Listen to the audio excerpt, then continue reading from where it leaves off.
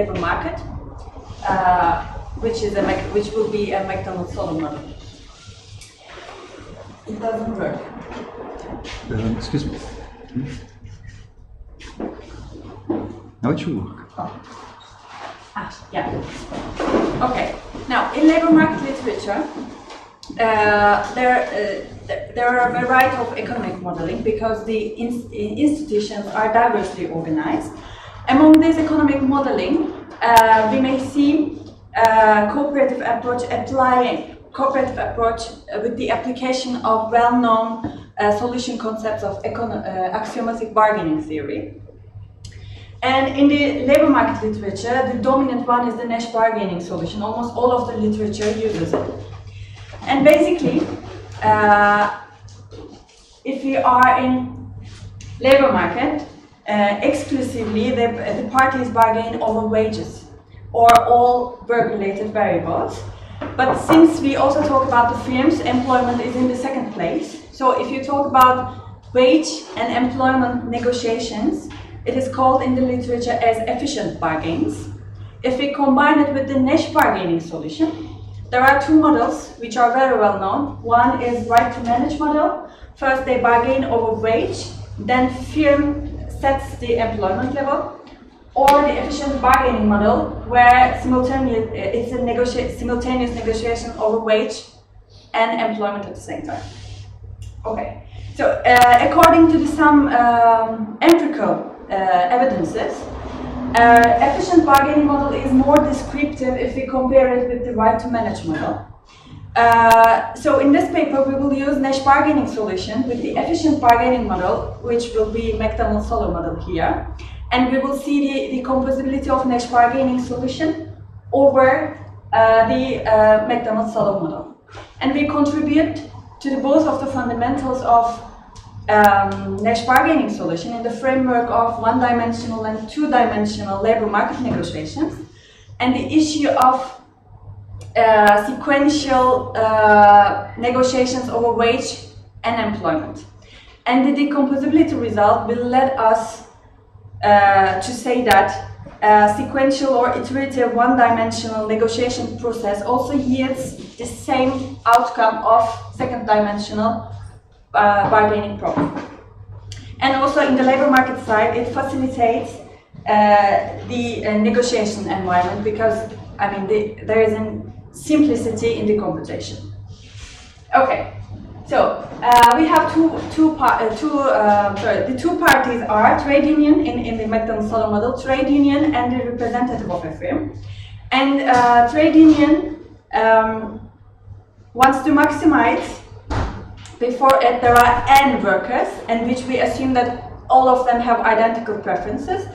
And all of them, each worker is employed either a full-time job or not a job at all.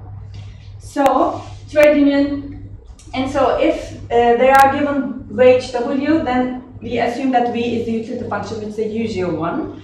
And we assume there is a reservation rate, so we fix the reservation utility as V bar. So the minimum amount of utility that trade union can get is N times V bar, because of the trade union wants to maximize the aggregate utility or its representative member utility. And it's obvious that labor supply is as follows. If the given wage is under V bar, which is the reservation utility, nobody wants to work. If it is equal to V bar, then they are indifferent between working and not working. If it is higher than V bar, everybody wants to work. So on the firm side, we assume that there is a production and the input is labor. And we assume that there is a setup cost, which is positive. And if we normalize the price to 1, then firm's utility will be production minus the wages to be paid and also the costs. This is possible if the labor is positive. If labor is 0, then the firm's profit will be 0. But we are aware of the fact that if L approaches to 0, then the utility of the firm stays below the 0. So we know that there is a minimum number of labor, which is double under bar of L, which ensures non-negative profits. So if when the wage is reservation wage, the utility at this certain employment level it is 0. Under this level it is negative. We know it. Okay. And we have an assumption, even if the workers are paid reservation wage, the firm cannot employ all of the workers.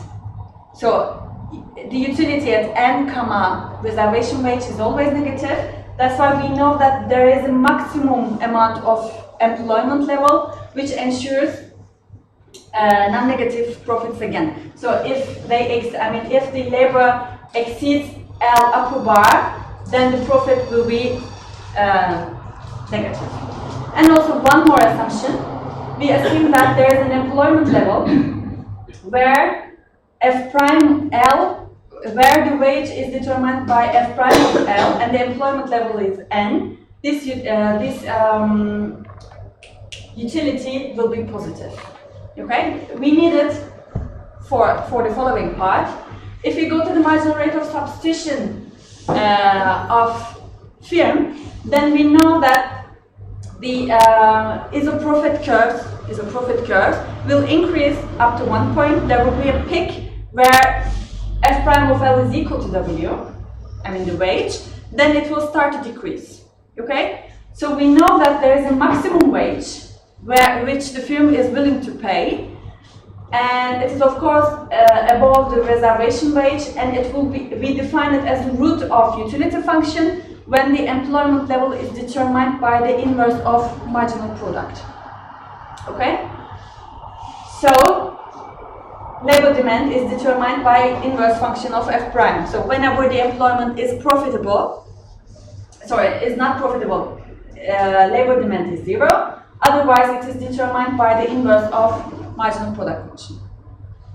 Okay. It is obvious from the definition, demand curve increases. That's why the minimum number of labor on the labor demand curve gives us another certain employment level, which will be the labor demand, so the employment level on the labor demand curve, and it is given when the wage is at the maximum. So between this L lower bar, which is the minimum, and L upper bar, which is the maximum, there are reasonable employment levels. And that's why we restrict our attention to this closed interval, L bar, L upper bar, and also for the wage, reservation wage, and the maximum possible wage level. And this point, L lower bar and V lower bar, will be the origin of the labor demand curve. This is the picture.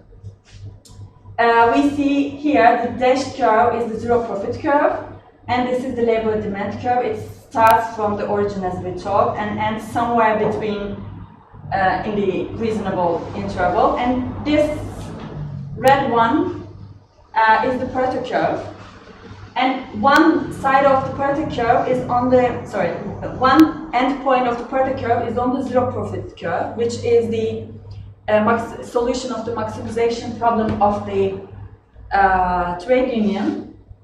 And here, firm gets 0, so that's why it is a solution. The other one is the solution of the maximization problem of the firm, because here, trade union gets the lowest possible one. So they will balance the employment level somehow, and it seems like they will agree on somewhere on the Pareto curve. It seems it's in quotation mark. So here, what we want to do here, we want to solve this game via Nash bargaining solution, right? So we need the definition of Nash bargaining. A two-person bargaining problem is a pair S and D, where S is non-empty convex comprehensive subset of second-dimensional Euclidean space, and D is a point in S, and the individual rational part of the bargaining problem, bargaining set should be bounded. An efficient bargaining problem can be defined as all the payoff vectors which stays under a utility level for some LW pair. And if they cannot agree on anything, then the employment level will be, the firm will hire no workers, and the wage level will be reservation wage. So here, trade union will get NV bar, and the firm will get 0. That's why this is the disagreement point, and it is in S. So, I mean, one can show that it is a well-defined bargaining problem under the usual assumptions of F and V.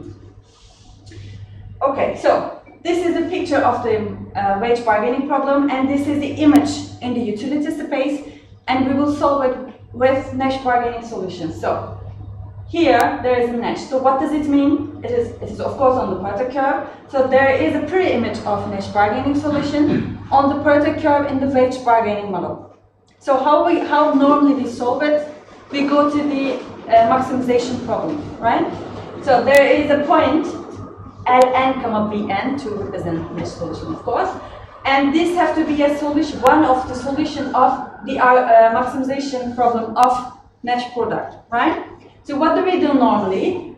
We take the derivative with respect to L, we equalize it to 0, then we get a closed functional form with W and L, right? And if we find the intersection point of this curve, I mean this form and the Porter curve, we will end up with the Nash solution, right? Okay, this is how we solve it. But if we concentrate on here, this seems like if we know V, then we know L, right? So it is basically fix W and solve the problem with respect to L. So basically we have one-dimensional problem, right? This is a different look. This is how we look to the problem. First of all, let me continue with the L Nash curve. What is it? This first order condition gives us the curve, the green curve, which starts from the origin of labor demand curve and ends somewhere before the maximum employment level. And it passes through from the Porter curve, and we know that we can find the Nash curve. And in the literature, this curve is called as the Nash curve, but we call it as L Nash curve because it is not the unique one, because we can define the other one. Okay, so we define the restricted bargaining problem. Fix one wage. So we have one-dimensional problem where we are considering only L, right? And the disagreement point is the same. So this is a well-defined bargaining problem in the interior. Okay? And if we solve the maximization problem, we can compute the Nash bargaining solution of this one-dimensional problem. And this solution is exactly the first on, gives us the first on the, this maximization problem, the result of this gives us the L Nash curve, exactly the same, okay? So if we can do it, so let me show you the picture of course again. So fix 1W, and here we have a one-dimensional problem. So solve it, and we will end up on the Nash curve. So we can reach the Nash solution if we fix wage as the wage level of bargaining, Nash bargaining solution.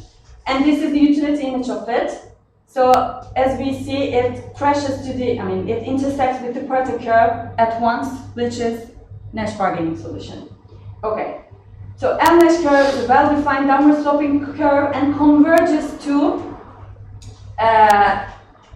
while wage converges to the maximal possible one, the labor demand curve converges to the origin of labor demand curve. Okay, this will be important later.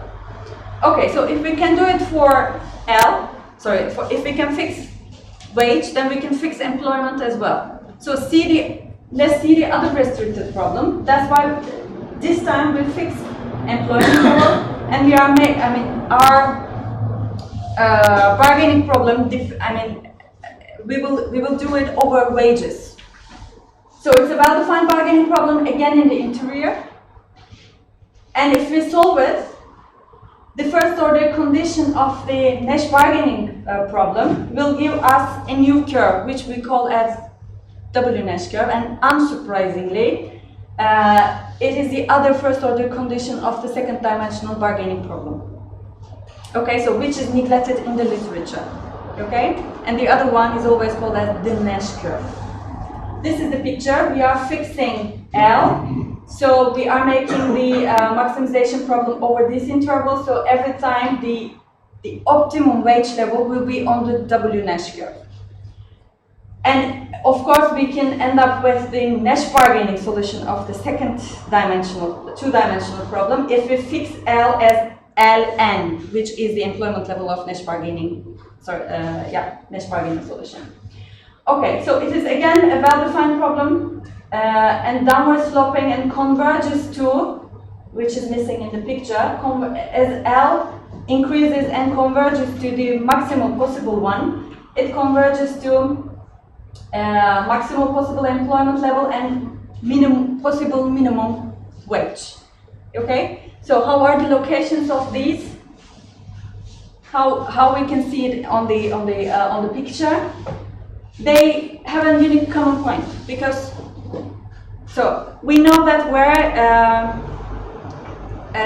L Nash curve starts and where it ends, and the W Nash curve ends on the point where the employment level is the maximum possible and the wage level is the minimum possible. So if I will explain this, which is very easy. I mean, then the W Nash curve starts a point below the origin of the labor demand curve. So they have to intersect once, and they have to start below this origin of the labor demand curve because around the labor demand curve, the profit of the firm is zero. So since it is the solution, I mean, every point on the W Nash curve is the solution of the maximization problem, they have to be lower than this. That's why they will cross 1. And they will intersect on the Pareto curve. We can solve it via first order conditions, and it has to be the Nash. And we can do it by just using first order condition, as I did now, or by using IAA. I mean, we can do it without IAA and at the same time IAA, but it is a result of IAA, of course. All right. Then, as we know, and it will be obvious from the picture in the next slide, L Nash curve, on the left-hand side of the intersection point, L Nash curve will be above the W Nash curve, and later they will change their places, as we see here. This is the L Nash curve, which starts from the origin of the labor demand curve, and this is the W Nash curve, and they intersect on the Pareto curve and exactly on the Nash solution of the two-dimensional problem. And these are the pictures of utility images. Along the arrows here, employment level increases, and here, wage level increases. Okay? So now this is the question. Can the Nash solution of the two-dimensional bargaining problem be retrieved, I cannot say this word, retrieved of the iterated negotiations of one-dimensional problem, because it is easier to compute the one-dimensional problem rather than two-dimensional. So we need to propose some bargaining agendas. The first one, the parties negotiate sequentially. First they negotiate over wages, then they select one. Then given that wage level, they negotiate over employment and select one, so the outcome will be the combination 10. Okay, so I'm very good. Okay, so here, if we assume that they will apply Nash bargaining solution in every step, then actually the second step is a little bit fake, because they know that in the second step they will, they will together apply Nash bargaining solution, so they know their best response.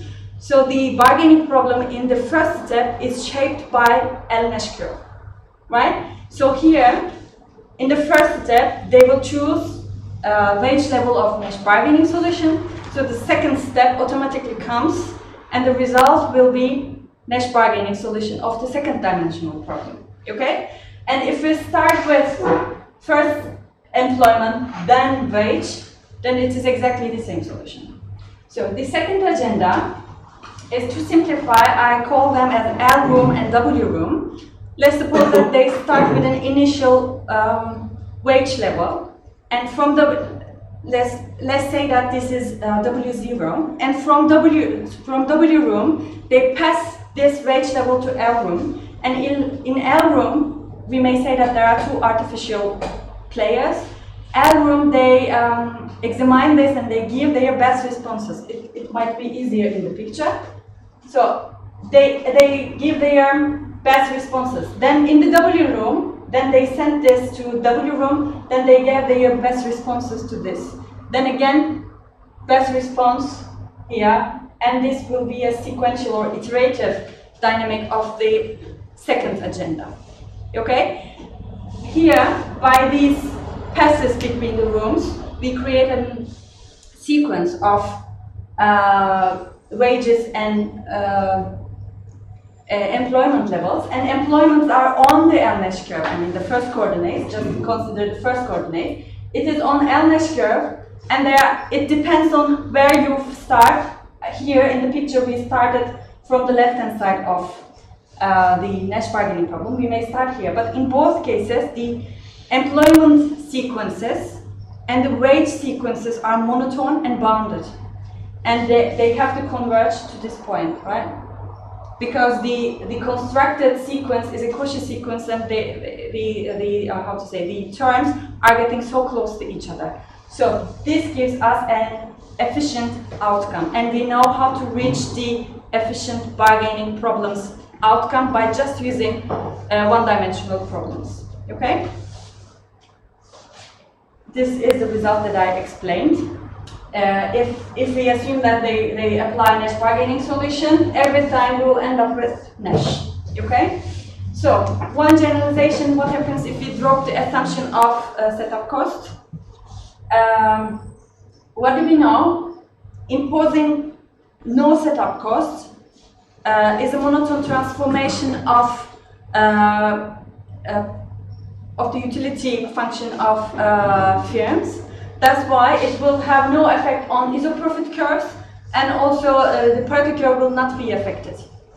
The only thing we have to consider the inner conditions. What happens if, as L approaches to zero, what happens to F prime? Is it finite or infinite? So if it is infinite, then we know that there is no possible maximums, right? So they have to be infinite. It means that zero profit curve, labor demand curve, and L-Nash curve diverges. Okay? I didn't mention, but we know that there is a relation between zero profit curve and the W-Nash curve. It has to be always under it, and they are related. So W-Nash curve also diverges. Okay, but all the other solutions, results that we got, remains the same. Okay? And here, if we assume that f prime of 0 is finite, then this time, labor demand curve, L-Nash curve, zero profit curve starts from the point 0, f prime of 0, where f prime of 0 is the new wage. And W-Nash curve starts just lower than these three. The only difference here, before, on these points, where I may say peak of the curves, before the slope was 0 there, but this time it is not 0. But all the results that we got are the same. And what happens if we use Kalais-Mordinski? The L-Kalais-Mordinski curve and W Kalais-Mordinski curve are exactly the same. And they intersect once, but not on the Pareto curve. So Kalais-Mordinski leads us inefficient outcome if we use the iteration of the one-dimensional problems, and this is the picture. This is what I wanted to say. And I am also the kind of people who cannot conclude. That's why I don't have a conclusion. Okay, thank you, Roger. I think we have time for maybe 1 or 2 questions. If there is no. Just a clarifying question. What was the disagreement point? Is that the details, or is that something that we fix at some pre-specified level? Or like in the bargaining problem that we look at, what is D? So if they cannot agree, the firm will not hire nobody, right? Oh. So the utility is 0 for the firm, and for the workers, they are given reservation wage. So it will be n times the utility of reservation wage. But that should be affected, and once you fix like a WM pay or something, that's gonna be affected. Exactly. Okay, thank you again. Okay, and our next speaker and the last speaker before the lunch break is Toppel, and he will talk about implementation and social equilibrium of the Nash solution. Okay, thank you.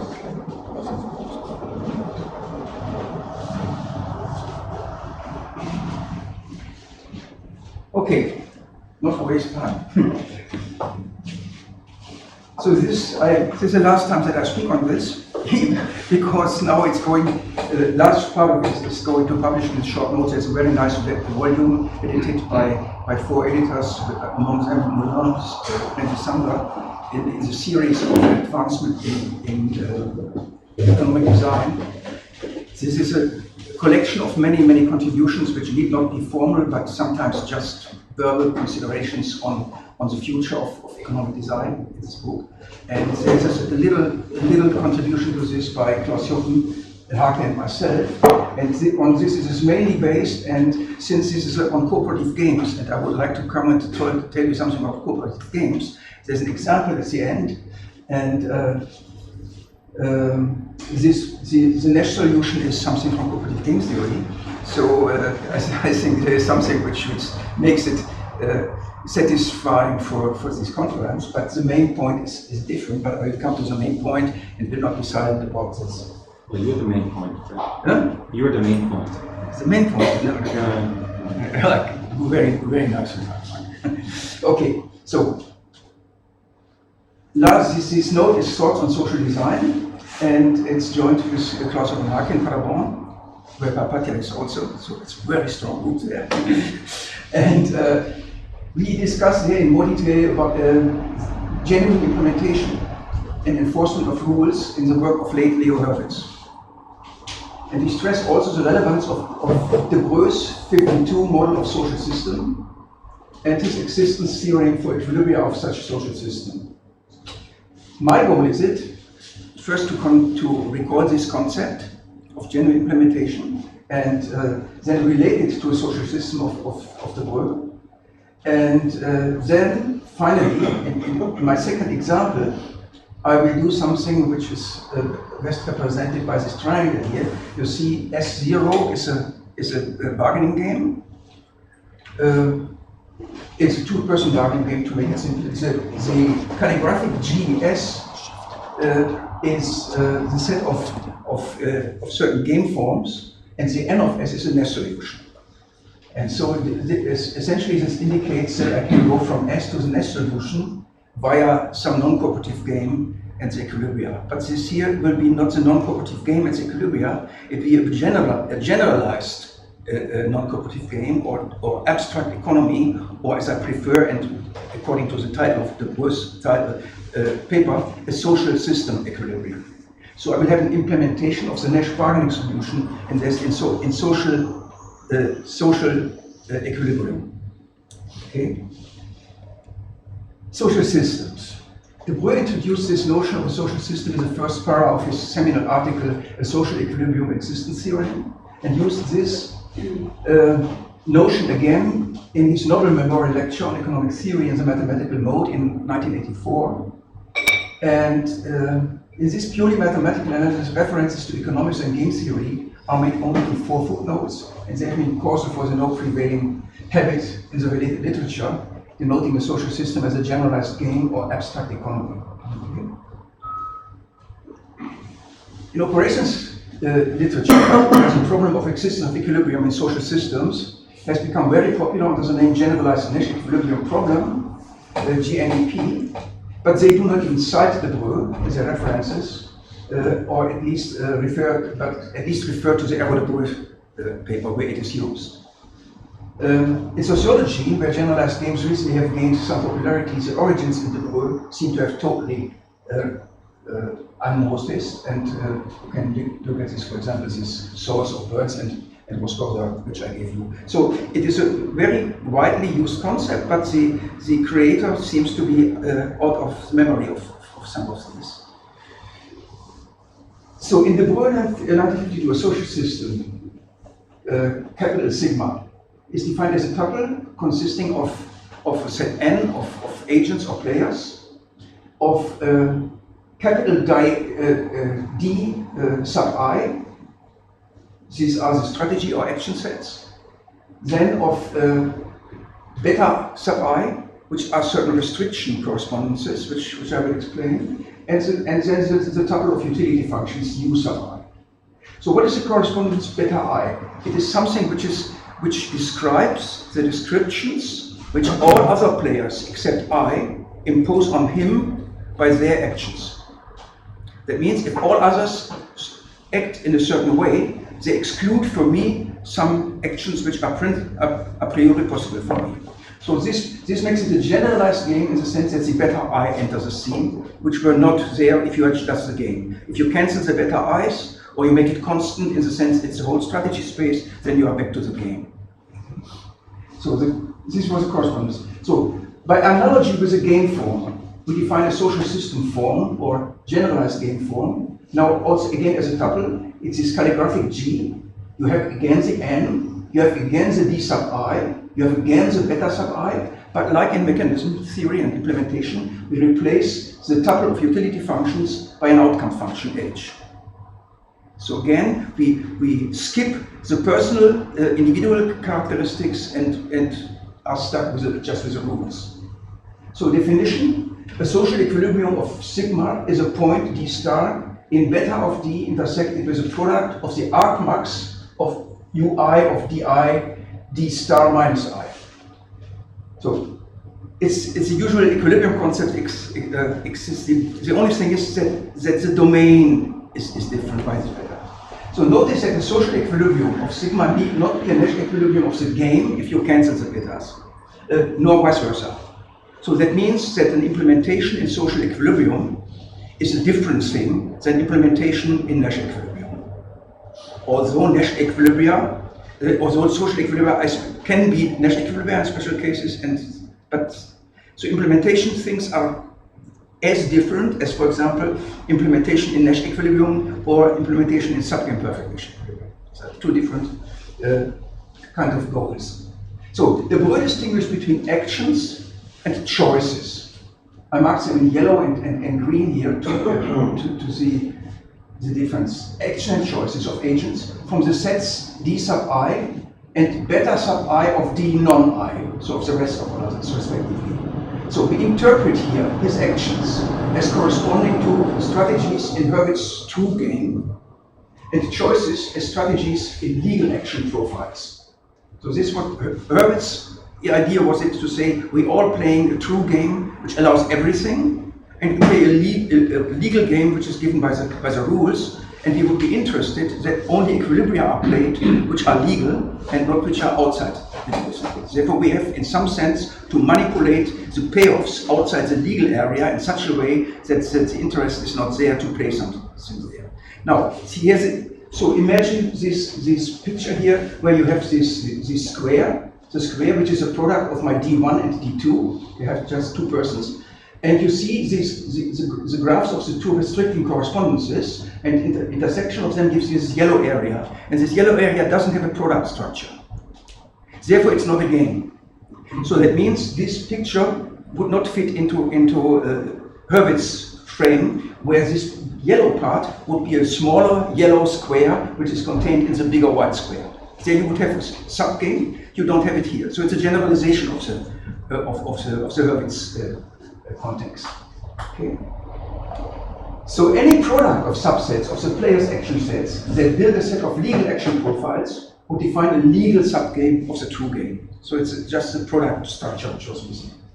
So if the yellow area is a rectangle, it represents a legal game as contrasted by Hurwitz with the two in the natural game. So what is genuine implementation? It's not really formalized as a technical term, but it is used in several of the late Hurwitz articles. And it means something like it is an effective enforcement method of playing legally in the hands of the designer.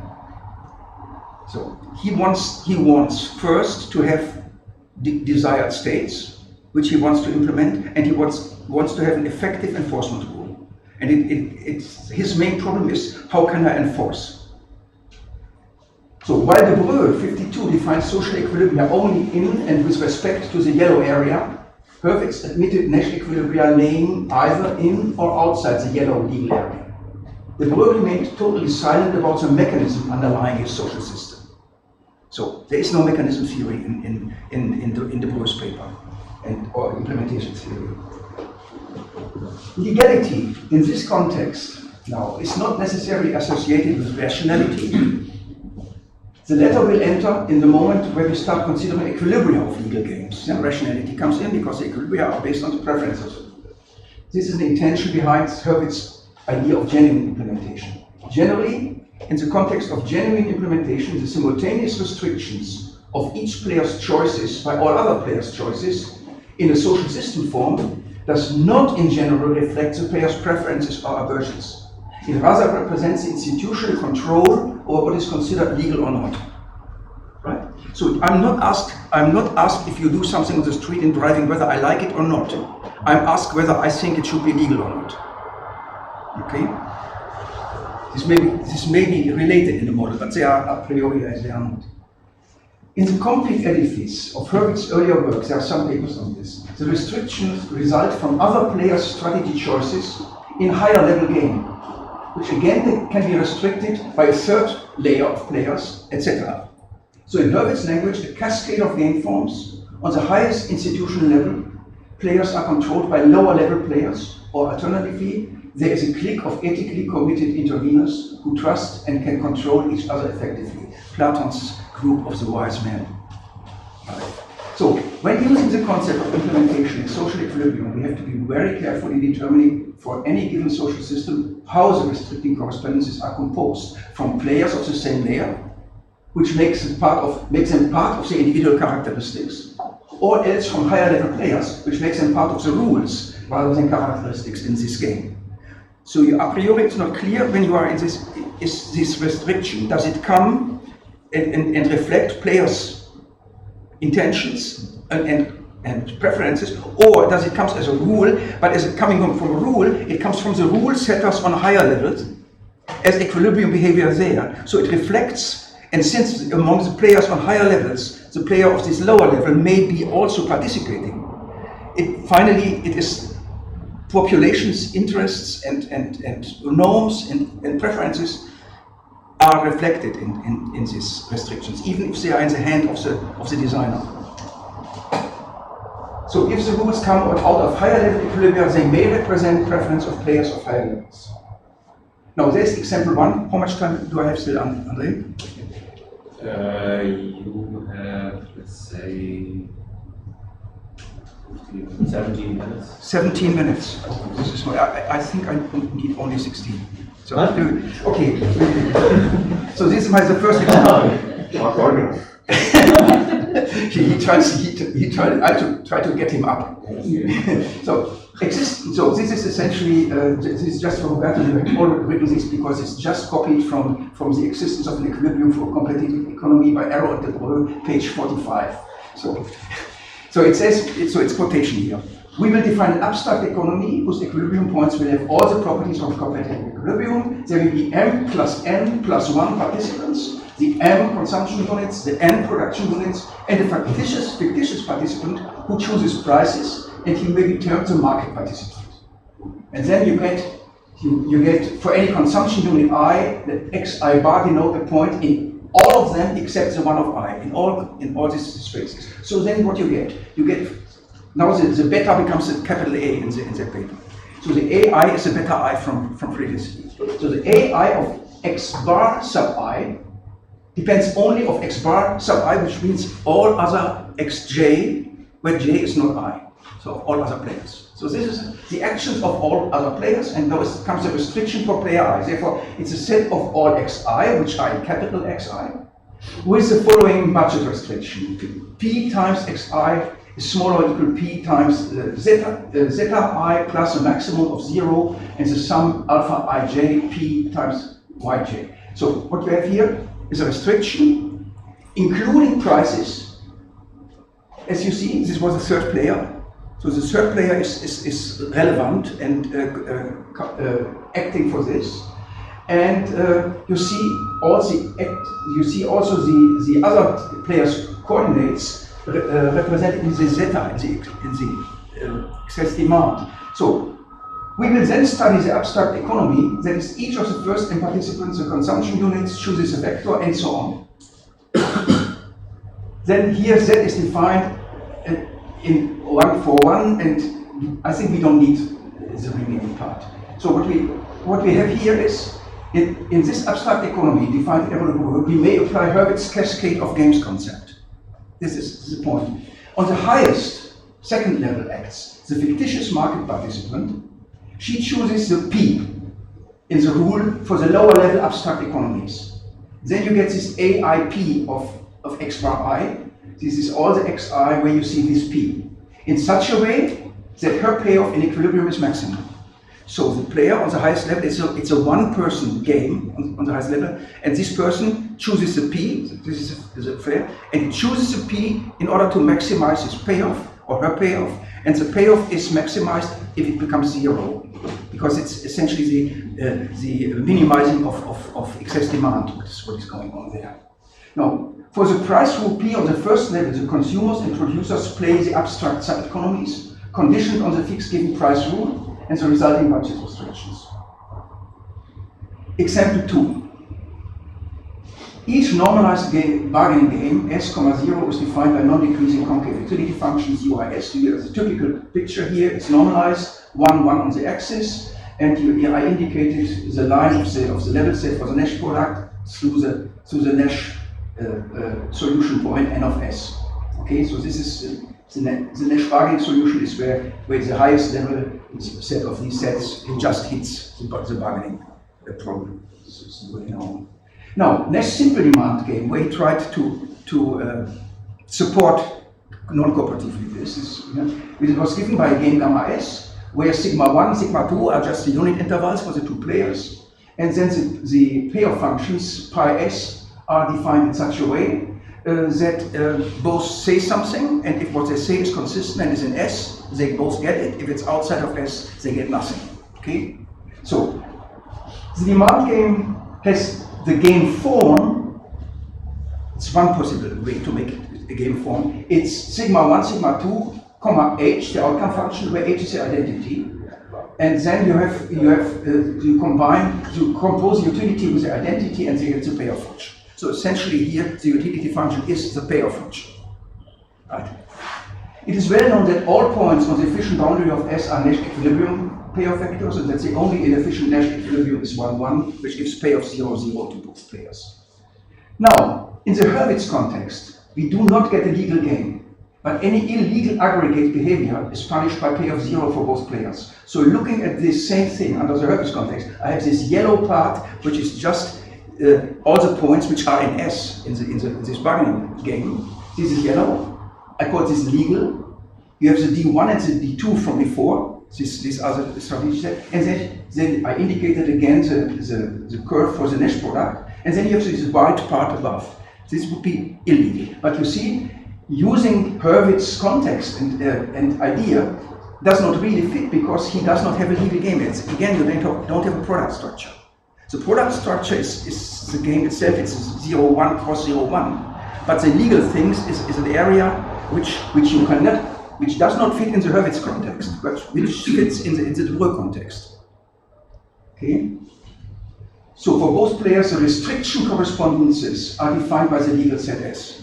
So one has this kind of restriction correspondence, and the other one has from this side this kind of restriction correspondence. Both coincide, and this would be the way it could be expressed in this de Dreux sense.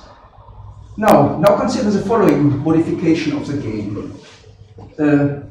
You take the same strategy sets for both 0, 1 of this normalized bargaining game, and the payoff functions are defined as follows. So, in case that the players choose something in S, as before in the Nash game, they get it, what they say.